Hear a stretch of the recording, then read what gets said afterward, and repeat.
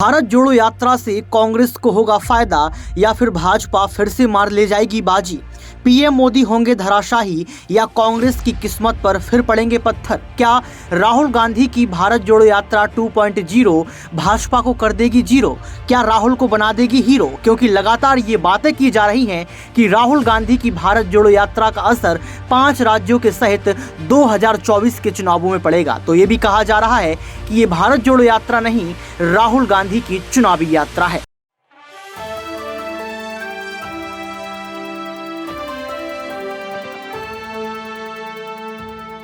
नमस्कार, मैं राकेश मोहन सिंह और आप देख रहे हैं आपका अपना channel next 9 news political bite. कल से देश में G20 समिट की शुरुआत है, तो आज कांग्रेस के लिए भी बड़ा दिन था, क्योंकि कांग्रेस की बहुचर्चित भारत जोड़ो यात्रा का आज 1 साल पूरा हो गया है। अटकलें यह लग रही हैं कि अगर भारत जोड़ो यात्रा भाग 2 शुरू होगा तो राहुल और कांग्रेस के लिए क्या फायदेमंद होगा और क्या उसका फायदा होगा और क्या चुनौती होंगी कांग्रेस और राहुल गांधी के सामने। आज के विश्लेषण पर बात इसी पर होगी। राहुल गांधी आगामी गांधी जयंती से अपनी भारत जोड़ो यात्रा के दूसरे चरण की शुरुआत करने जा रहे हैं। उन पर अपेक्षाओं का भारी बोझ होगा। उनकी यह यात्रा लोकसभा चुनाव की पूर्व संध्या पर निकाली जा सकती है। साथ ही यह यात्रा 4 ऐसे महत्वपूर्ण राज्यों के चुनाव प्रचार के दौरान होंगी जिनमें भाजपा और कांग्रेस की आमने सामने की टक्कर है।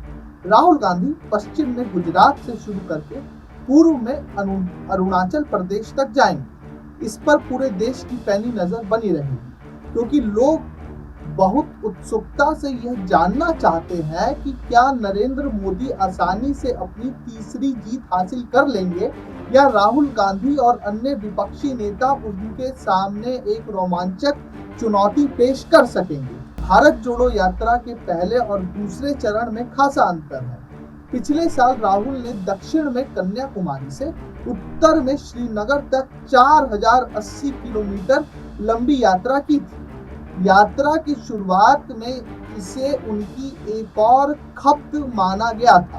वे तब भी भारतीय राजनीति के पप्पू ही माने जाते थे। भाजपा और मीडिया दोनों ने ही उनकी अनदेखी की, लेकिन बाद में उन्होंने पाया कि उनकी यात्रा को और उनकी यात्रा से लोगों को अच्छा रिस्पांस मिल रहा है और लोग खुश हैं और बेहतर तरीके से राहुल गांधी को जानना चाहते हैं। उस यात्रा के बाद राहुल गांधी सड़कों पर थे, वह बच्चों को गले लगा रहे थे, सामान्य जन से बात कर रहे थे, भीड़ को अपनी ओर खींच रहे थे। जैसे जैसे उनकी यात्रा आगे बढ़ती गई, लोगों की संख्या में इजाफा ही होता रहा।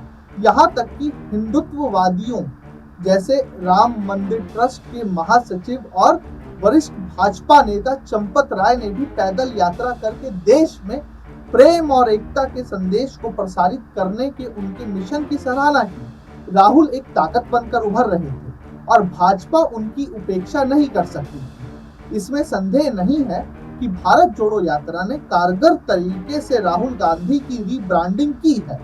भाजपा ने अब उन्हें पप्पू बोलना बंद कर दिया है। इसके बजाय समय समय पर वरिष्ठ भाजपा नेता और केंद्रीय मंत्री जिस तरह से उन पर निशाना साधते रहे हैं, उससे पता चलता है कि वे उनके उदय से चिंतित हैं। अगला घटनाक्रम गुजरात की एक कोर्ट से आया, जिसने एक कठोर निर्णय सुनाते हुए राहुल गांधी को मानहानि के मामले में अधिकतम 2 साल की सजा सुनाई। उनकी सांसदी निरस्त हो गई। उन्होंने अपना सरकारी आवास भी खाली कर दिया, या यूं कह लीजिए खाली करना पड़ा। अब इस निर्णय पर सर्वोच्च अदालत के द्वारा रोक लगा दी गई है और उनकी लोकसभा की सदस्यता बहाल कर दी गई है। ऐसा संसद में विपक्ष के अविश्वास प्रस्ताव पर बहस से ठीक पहले हुआ। भारत जोड़ो यात्रा के दौरान राहुल के द्वारा दिखाए गए जुझारूपन, दृढ़ता और ऊर्जा ने लोगों का ध्यान अपनी ओर खींचा था और उनके बारे में ये धारणा बदली थी कि वह एक अनमने राजनेता है जो समय समय पर छुट्टियां बिताने विदेश जाते रहते हैं। वास्तव में यात्रा के समापन के बाद से ही राहुल काम में जुटे हुए हैं। कांग्रेस अध्यक्ष मल्लिकार्जुन खड़गे के सहयोग और बैकरूम में काम कर रही प्रियंका गांधी की मदद से राहुल कांग्रेस को पुनः जीवित करते हुए आगामी चुनावों की तैयारियों में लगे हुए हैं। कर्नाटक में इसका परिणाम नजर आया। वहां कांग्रेस ने सबको चौंकाते हुए भाजपा पर प्रभावी जीत हासिल की थी। अब न केवल भाजपा बल्कि दूसरे विपक्षी दल भी राहुल और कांग्रेस को एक नई नजर से देखने लगे हैं। इसी का परिणाम था कि 26 विपक्षी दलों के इंडिया गठबंधन का गठन, जिसने भाजपा की चिंताएं और बढ़ा दी। लेकिन भारत जोड़ो यात्रा के दूसरे चरण से पहले राहुल के सामने चुनौतियां भी कम नहीं है। पिछले साल उन्होंने जिन स्थानों की पैदल यात्रा की थी वह मुख्यतः कांग्रेस के प्रभाव वाले क्षेत्र में थे, लेकिन इस बार वे भाजपा के वर्चस्व वाली हिंदी पट्टी से गुजरेंगे। आने वाले विधानसभा चुनावों में कांग्रेस और लोकसभा चुनाव में इंडिया गठबंधन की सफलता बहुत कुछ इस बात पर भी निर्भर करेगी कि राहुल की भारत जोड़ो यात्रा के दूसरे चरण के दौरान कैसा व्यवहार और कैसा रिस्पांस मिलेगा। राहुल के लिए यही समझदारी पूर्ण होगा कि वह मोदी पर सीधा प्रहार करने से बचे, क्योंकि वह मोदी के प्रभाव क्षेत्र में यात्रा कर रहे हैं। अगर वह अपनी निजी और विशिष्ट शैली में आम जन से जुड़ने और उनसे उनकी समस्याओं पर बात करने की कोशिश करते हैं तो वह उस लोकप्रिय नैरेटिव की खोज कर सकेंगे जो मतदाताओं को प्रेरित करता है।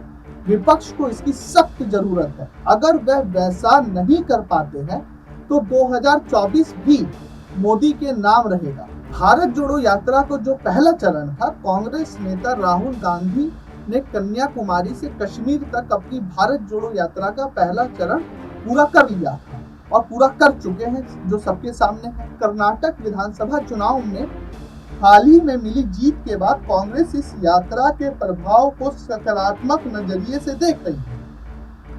इसी के चलते राहुल गांधी की भारत जोड़ो यात्रा के दूसरे चरण का कार्यक्रम 2024 के लोकसभा चुनाव को ध्यान में रखकर तैयार किया जा रहा है।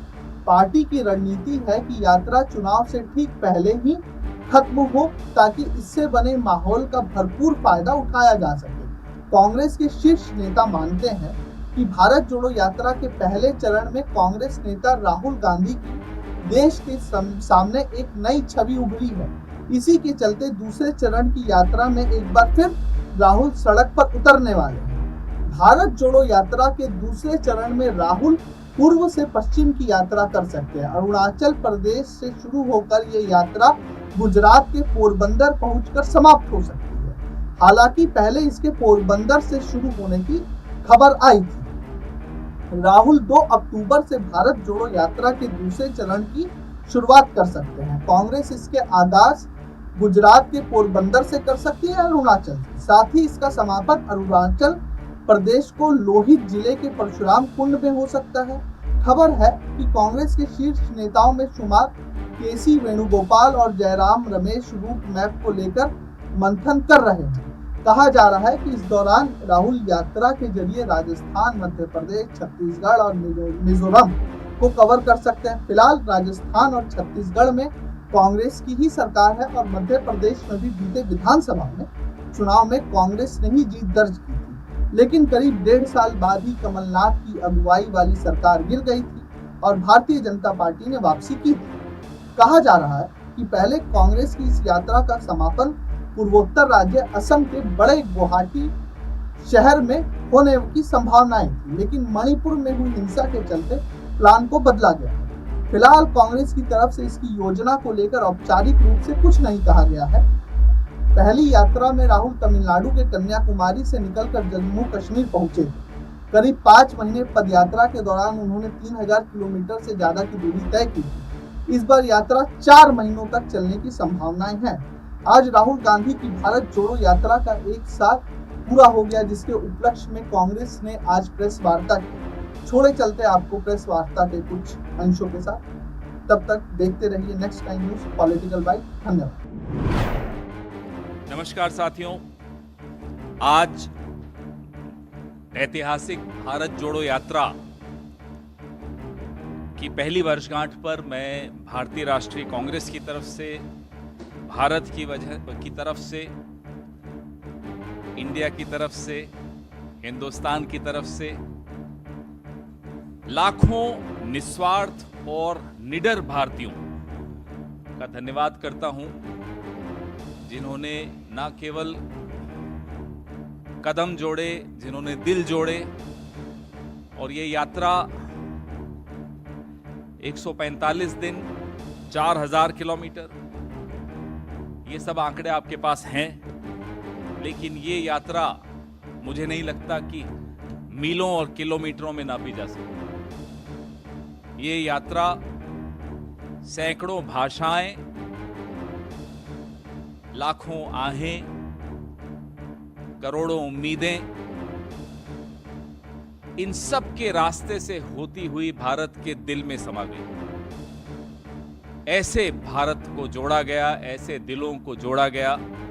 हमारे प्रेरणा स्रोत श्री राहुल गांधी के लिए ये यात्रा अभी समाप्त नहीं हुई है। भारत के लिए यात्रा अभी समाप्त नहीं हुई है। ये यात्रा अभी चल रही है। कभी लद्दाख में ये यात्रा दिखाई देती है, कभी मणिपुर में ये यात्रा दिखाई देती है, कभी आजादपुर मंडी में मजदूरों के साथ बैठकर ये यात्रा का आनंद लिया जाता है, कभी मोटर मैकेनिक्स के साथ इस यात्रा के नए नए पहलू दिखाई देते हैं। तो ये यात्रा एक अपनी निरंतरता के लिए भी जानी जाएगी। और कुछ दिनों पहले सुनाई दिया कि विदेशों की कुछ यूनिवर्सिटीज में इस पर पीएचडी तक करने की सोचा जा रहा है कि आखिर कैसे ये यात्रा संभव हुई, क्या इसके मायने थे, क्या इसका उद्देश्य था, और किस तरह का आत्मविश्वास उन लोगों में रहा होगा, उस व्यक्ति में रहा होगा जिसने जिद रखी कि नहीं, मैं पूरा 4000 किलोमीटर चलूंगा और भारत को जोड़ूंगा, जुड़ते हुए देखूंगा।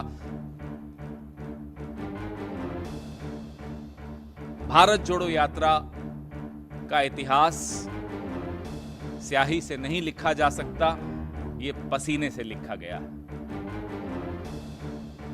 आज जब हम 1 साल पूरा हुआ है भारत जोड़ो यात्रा का, हमें वो सारे नज़ारे, वो दृश्य, वो मंजर याद आते हैं जब बरसात, बर्फ, सर्दी, गर्मी,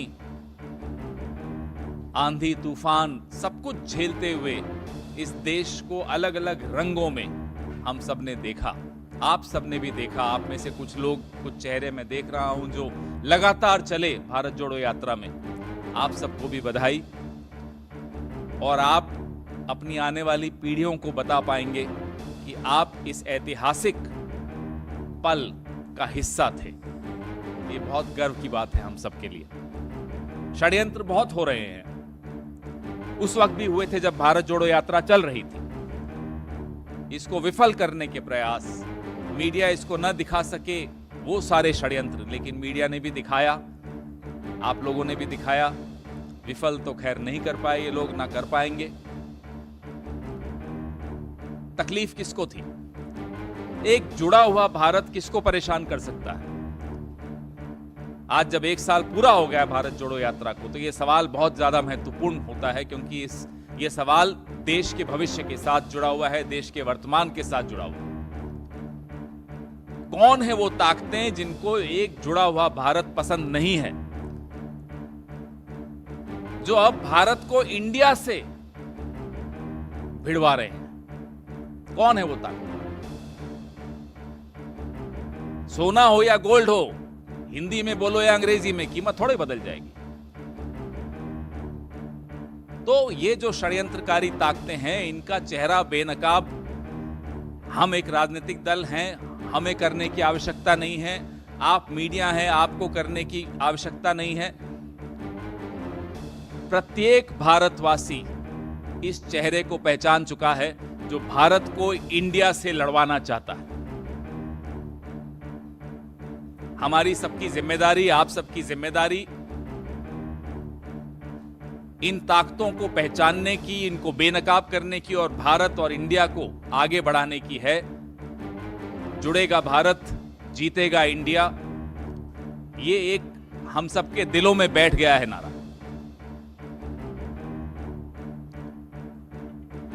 ये एक तीर्थ यात्रा थी और ये तीर्थ यात्रा है। तीर्थ यात्रा कभी समाप्त नहीं होती। तीर्थ यात्रा हर यात्रा का प्रारंभ होती है, शुरुआत होती है, वो खत्म कभी नहीं होती। हम में से कई लोगों को ये सौभाग्य प्राप्त हुआ कि हम इस तीर्थ यात्रा का हिस्सा बने। कुछ राहुल जी की तरह पूरे 4000 किलोमीटर, कुछ मेरी तरह 1100-1200 किलोमीटर, कुछ विनीत भाई की तरह, कुछ संजीव की तरह, कुछ आप सब साथियों की तरह, लेकिन सबको ये अनुभव हुआ। आप सबको बहुत बहुत बधाई। और ये आपको हम वचन देते हैं, यात्रा के आदर्श, यात्रा की प्रेरणा, यात्रा के उद्देश्य निरंतरता में जारी रहेंगे। Today is the first anniversary of the historic Bharat Jodo Yatra. The man, the leader who inspired thousands of people to participate in this historic moment, Mr. Rahul Gandhi, has continued the yatra even after the yatra has physically come to an end after 4,000 kilometers in 145 days. You have all the data, but this is not a journey which can be measured in miles and kilometers. This is a journey which can be measured in the various dreams, aspirations, tears, smiles, hopes of millions of Indians who communicated with our leaders in different languages, through different expressions. That's how hearts came together, that's how feet came together, that's how hopes came together, that's how India came together, that's how Bharat came together. Even now you can see this journey continues, sometimes in Ladakh, sometimes in Manipur, sometimes in Azadpur Mandi, sometimes in the motor mechanics shop. The idea is to comprehend what is it that unites India, what is it that brings us all together despite our various differences of languages, religions, caste, so on and so forth.